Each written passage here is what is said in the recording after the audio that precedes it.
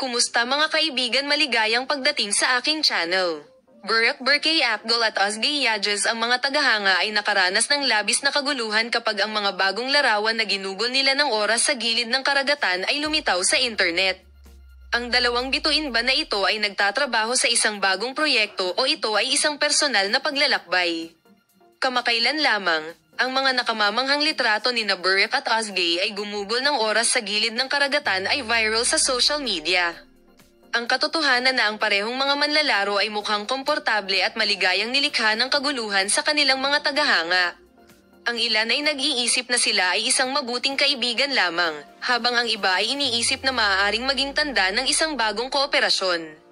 Ang mga mapagkukunan na malapit sa mga manlalaro ay nagsiwalat na sina Burak at Ozgay ay kamakailan lamang ay nagpunta sa isang magandang munisipalidad sa baybayin para sa isang maikling pahinga. Ngunit ang kanilang mga paglalakbay ay nagpapanatili pa rin ng kanilang misteryo. Ang ilang mga tagahanga ay pinaghihinalaan na maaaring sila ay pagbaril para sa isang romantikong serye o isang paparating na kampanya ng tatak.